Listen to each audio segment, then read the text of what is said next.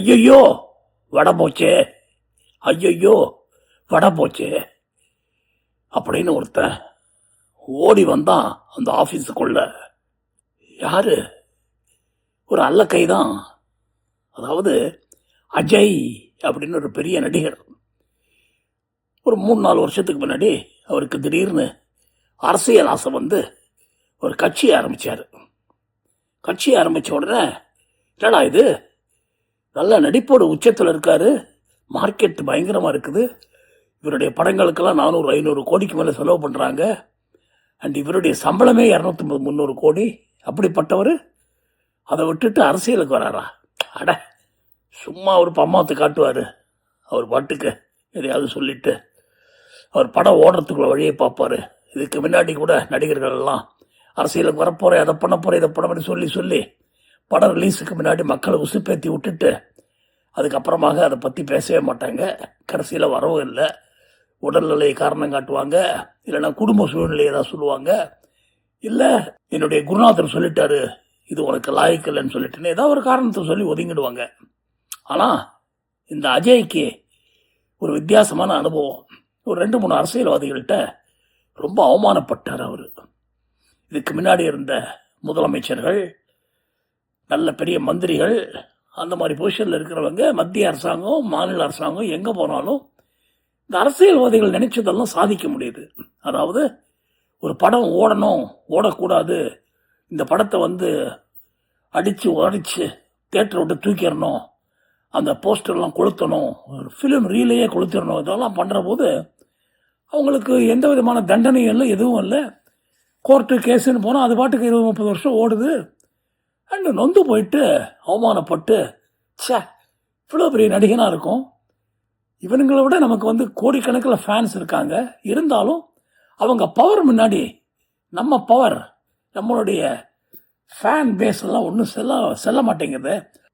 அதனால் ஏதாவது செய்யணும்னு யோசிச்சுட்டே இருந்தபோது எக்கச்சக்கமாக படம் சேர்ந்துருச்சு. ஒரு 5-6 கோடி, அண்டு ஒய்ஃப் சைட்லேருந்து வேற ஒரு 10,000 கோடி.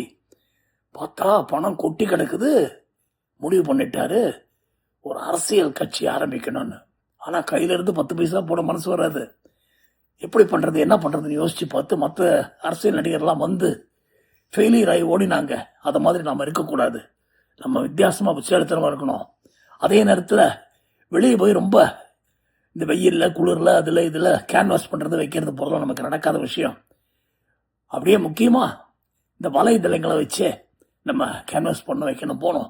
அதே போல் மற்ற கட்சி மேலே குறைகளை சொல்லி நமக்கு அதை கொடுக்க மாட்டேங்க, இதை கொடுக்க மாட்டேங்கிறாங்கிற மாதிரில சொல்லி மக்களை கன்வின்ஸ் பண்ணி ஒரு சிம்பத்தியை கெயின் பண்ணலாம் நினச்சி பல விஷயங்களை பண்ண ஆரம்பிக்கிறாரு. கூட 2-3 சகுனிகள் கரெக்டாக சேர்ந்துருவானுங்களே, எங்கே பணம் இருக்கோ அந்த இடத்துல அது அழிகிற வரைக்கும் கூடவே இருப்பானுங்க. அப்படிப்பட்ட ஒரு 4-5 பேரும் வர இவர் ஒரு சுபதினத்தில் ஒரு கட்சி ஆரம்பிச்சிடுறாரு. அதாவது நாம் வெல்வோம் அப்படின்னு சொல்லி ஒரு கட்சி, அதை பண்ணுவேன் இதை பண்ணுவேன் எல்லாம் சொல்லி இப்போ இருக்கிற கட்சிகள்லாம் ரொம்ப மோசமானவங்க, ஊழல் பெருவழியை இதை பண்ணுறானுங்க, நான் வந்தால் ஊழலே பண்ண மாட்டோம். அதே மாதிரி ஓசியில் பல ஐட்டங்களை கொடுத்து உங்களை ஏமாத்துறாங்க. ஒரு 1000 ரூபாய்க்கு ஒன்று கொடுத்துட்டு அவனுங்க லட்சக்கணக்கில் சுரண்டுறானுங்க, அது இதுன்னு சொல்லி ஜனங்களுக்கும் கேட்கறதுக்கு கரெக்டு தான் புரிகிற மாதிரி ஏதோ ஒரு சொல்கிறாரு. எனக்கு இருக்கிற பணத்துக்கு எனக்கு எதுக்கு மக்கள் பணம், அவங்களுக்கு தான் பணம் எல்லாம் அரசியலுக்கு இன்னைக்கு ஒருத்தரும் பெருங்கோடீஸ்வரனாக இருக்காங்க, அப்படி இப்படின்னு எல்லாம் சொல்கிற போது ஓரளவுக்கு பரவாயில்லையே, கரெக்டாக தான் சொல்கிறார் இவர் அப்படின்னு தோணிச்சு. ஆனால் வெளியே மக்களை பார்க்க வந்தாருன்னா பயங்கர கூட்டம் சேருது. கூட்டம் எதுக்கு, முகத்தை பார்க்க தான். 3/4 பேர் ஓட்டுக்கே போட முடியாது, ஓட்டு உரிமை இல்லாதவர்கள். ஏன்னா 18-19 வயசு ஆனாதுன்னு ஓட்டு போட முடியும். இவனுங்கெல்லாம் 15 வயசு 16 வயசு 17 வயசு இந்த மாதிரி பசங்க அப்படி இப்படி ஓடிக்கிட்டு இருக்கு. அவர் கரெக்டாக எலெக்ஷனுக்கு 1 வருஷம் முன்னாடியே கொஞ்சம் ரெடியாக ஆரம்பிச்சிட்டாரு. அதாவது அவருடைய கொடி கிடி இந்த மாதிரி விஷயங்கள்லாம் பண்ணி நான் வரேன், களத்துக்கு வரப்போகிறேன்னு சொல்லிட்டு தமிழ்நாடு தேர்தல் வந்த உடனே 234 தொகுதிக்கு ஆட்களை போட்டு அதை பண்ணுவேன் இதை பண்ணுவேங்கிறாரு. பட் கட்சியில் பயங்கரமாக அவங்களுக்கு எதுவுமே புரியாமல் பசங்கள்லாம் எல்லாருமே வயசு பசங்க, சின்ன பசங்க, அனுபவம் கிடையாது, ஒன்றும் கிடையாது. இந்த ஆளுக்கு சினிமா அனுபவம் தான் உண்டே தவிர மற்ற அனுபவம் கிடையாது. கூட இருக்கிற ஒரு 5-6 பேரும் புதுசு, எக்ஸைட்டடு. இவர் சீஃப் மினிஸ்டர் ஆகிட்டா நம்ம ஃபைனான்ஸ் மினிஸ்டர் ஆயிடலாம், நம்ம இந்த மினிஸ்டர் ஆயிடலாம், அந்த மினிஸ்டர் ஆயிடலாம், பிடபிள்யூடியில் நல்லா துட்டு வருதுன்றாங்க, அதுக்கு போயிடணும் அப்படின்னு அந்த 5-6 பேரும் கணக்கு போட எல்லாமே கோணாமானா நடந்துக்கிட்டு இருக்குது. இவர் இன்னும் நமக்கு 7-8 மாதம் டைம் இருக்கு, அதுக்குள்ளே ஒரு அருமையான படம் ஒன்று எடுத்து ரிலீஸ் பண்ணிட்டோம்னா மக்கள் அதை பார்த்து மயங்கிடுவாங்க.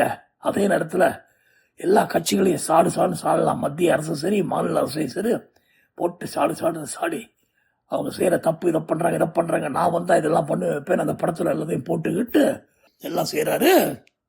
அந்த அருமையாக படம் வந்துருச்சு. அவருடைய அதிர்ஷ்டத்துக்கு அவர் தள்ள எழுதியிருக்க போல் இருக்கு, ஏதோ அரசியலில் பெரிய லெவலுக்கு வரணும்ன்ட்டு. நல்லபடியாக எல்லாம் நடக்குது, வைக்கிது போகுது. அவ்வளவுதான், குஷி ஆயிடுறாரு. அந்த படத்தை போட்டு பார்க்குற போது மக்கள்லாம் சீட்டிலேருந்து எகிரி குதிச்சு இருக்கிற எதிர்கட்சி, மத்திய அரசு எல்லாரையும் மூஞ்சியிலே குத்த போகிறானுங்க, ஓட்ட நமக்கு குத்த போகிறானுங்க அப்படின்னு அவர் பார்க்குற போது தெரியுது அவருக்கு. அதே மாதிரி கூட இருக்கிறவங்கெல்லாம், அண்ணே பிச்சு உதறிருக்கீங்க, உங்கள் நடிப்பு அபாரம், ஆஸ்கர் அவார்டு வரைக்கும் போகுது இது, அது தவிர மக்களை நல்லா தூண்டி விட்டீங்க அண்ட் பிரமாதமாக இருக்கு, நிச்சயமா எல்லாரும் ஓட்ட நம்ம கட்சிக்கு தான் குத்த போகிறாங்க, அஜய் கட்சி நாம் வெல்வோம், அஜய் கட்சி நாம் வெல்வோம் அப்படின்னு எல்லாரும் கத்திலாம் பண்ணி அந்த படம் வருது அப்படின்னு பணநாயகனை ஒழிப்போம் அப்படிங்கிறது தான் டைட்டில் வச்சுருக்காங்க. அண்ட் அந்த படத்தை சென்சார் போர்டுக்கு அதுக்கெல்லாம் அனுப்புகிறாங்க, வைக்கிறாங்க. அண்டு சென்சார்லாம் பார்த்துட்டு பலவிதமான வசனங்கள் எங்கே மத்திய அரசை போட்டு தாக்குன்னு தாக்கியிருக்கு, அதே மாதிரி மாநில அரசு தமிழ்நாட்டை ரூல் பண்ணுற அரசையும் போட்டு தாக்குன்னு தாக்கியிருக்கு. ஸோ சென்சாரில் இருக்கிறவங்க, இங்கே இருக்கிறவங்க, அங்கே இருக்கிறவங்க எல்லாம் இந்த படத்துக்கு நம்ம உடனடியாக சென்சார் சர்டிஃபிகேட் கொடுக்க முடியாது, பல இடங்களில் கட்டு கொடுக்கணும்லாம் சொல்லி அந்த கட்டெல்லாம் பண்ணிட்டு பார்த்துட்டு மறுபடியும் நிறைய விஷயங்கள் இருக்கிறத பார்த்து இல்லை இந்த படத்துக்கு கொடுக்கக்கூடாது இப்போதைக்கு அப்படின்னு டிலே பண்ண, அதுக்குள்ளே எலெக்ஷன் நெருங்க இந்த படம் வரல. இந்த படத்துக்கு கிட்டத்தட்ட 600 கோடி ரூபா ஒரு ப்ரொடியூசர் போட்டு பண்ணிட்டு அவரு இந்த படம் வெளியே வரல, படம் போச்சுன்னா தூக்கில் தொங்க வேண்டியதான் பாவம். ஏன்னா பிகாஸ் அந்த அளவுக்கு கடனை வாங்கி உடனே வாங்கி தெருவுக்கே வந்துடுவார். 600 crores விளையாட்டா அதில் பாதி சம்பளமாகவே இந்த ஹீரோவுக்கு கொடுத்துருக்காரு.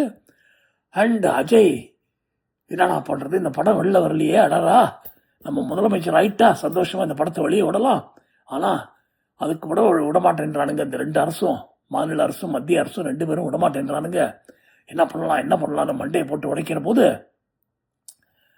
அவங்களும் ஸ்ட்ரிக்டாக இதை வச்சு அமைக்கிடலாம், ஏன்னா இதை விட்டான்னா நம்ம பேரில் இருக்கிற பல தவறுகளை சுட்டி காட்டியிருக்கான், மக்கள் நிச்சயமாக அவன் பக்கம் போயிடுவாங்கன்னு சொல்லிட்டு பயத்தில் மத்திய அரசும் சரி மாநில அரசு அவங்க பங்குக்கு முடிஞ்சதை செய்கிறாங்க, மத்திய அரசு முடிஞ்சதை பண்ணுறாங்க, இந்த படத்தை விட்டுறக்கூடாதுன்னு சொல்லிட்டு இப்போ இந்த ப்ரொடியூசர் லப்போதிப்போன்னு அழுகுறாரு.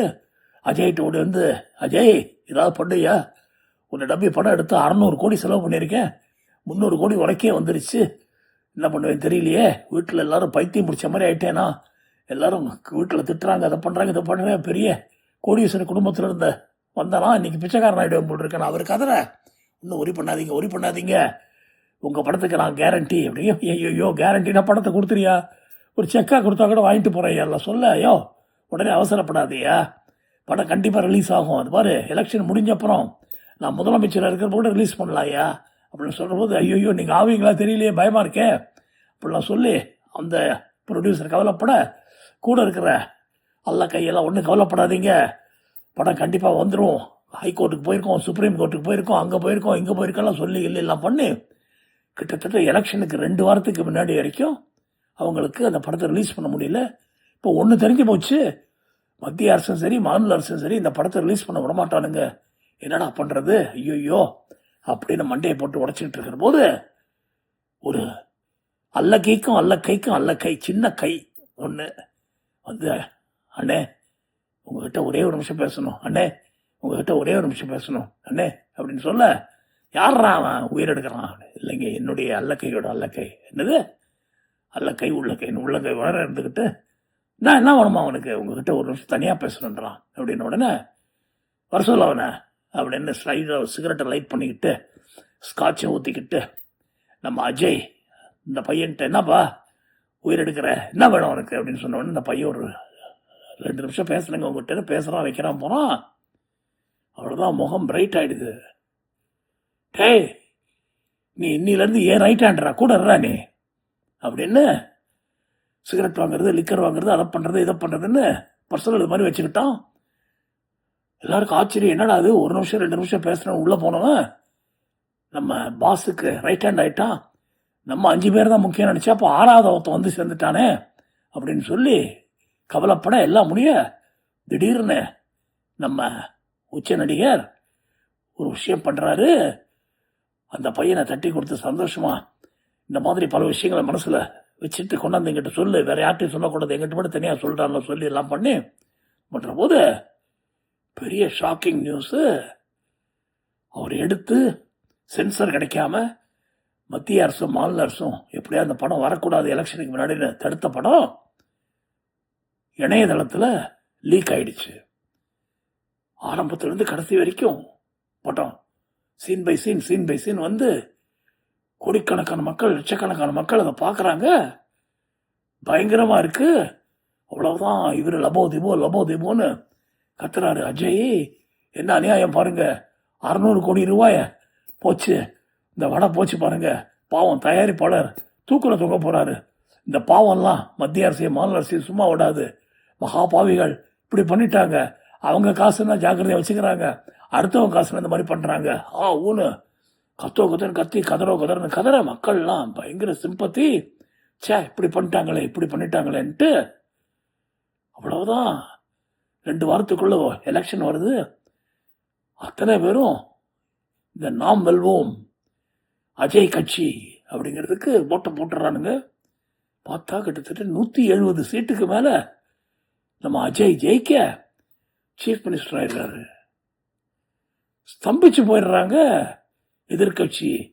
தமிழ்நாட்டிலையும் சரி, ஆளுங்கட்சி, எதிர்கட்சி, மற்ற கட்சிகள்லாம் மத்திய அரசுக்கும் டோட்டலி அன்எக்ஸ்பெக்டட் இந்த அடி அடிச்சிட்டானேன்ட்டு மத்திய அரசு சிபிஐ எல்லாம் வச்சு லீக் அவுட் யார் பண்ணாங்க, படத்தை யார் லீக் பண்ணாங்க, எப்படி இணையதளத்தில் வந்தது, இதுக்கு விடக்கூடாது, அந்த ஆளை பிடிக்கணும். ஏன்னா பிகாஸ் அவங்களுக்கு 5 இயர்ஸ் போயிடுச்சுல்ல, அந்த ஆளை பிடிச்சி பனிஷ் பண்ணணுன்ட்டுலாம் ட்ரை பண்ணி எல்லாம் பண்ணி பார்த்தா கடைசியில் அஜயே அதை ஒரு தேர்ட் பார்ட்டியை வச்சு லீக் பண்ணிட்டாரு. ஏன்னா இந்த படத்தில் இருக்கிற விஷயங்கள்லாம் மக்களுக்கு போனோம், அதே நேரத்தில் நாம் சிம்பதியை நிறையா தேடிக்கணும் அப்படின்னு சொல்லி அந்த படத்தை இணையதளத்தில் நைஸாக விட்டுட்டாரு அப்படிங்கிற நியூஸ் வர அதுக்குள்ளே எல்லாம் டூ லேட்டு. இங்கே எல்லாம் கவர்னர் வந்து இது பண்ணியாச்சு, கவர்மெண்ட் மாறியாச்சு, அஜய் சீஃப் மினிஸ்டர் ஆயிட்டாரு. ஒரே வாரத்தில் தெரியுது அந்த சேருடைய பவர்.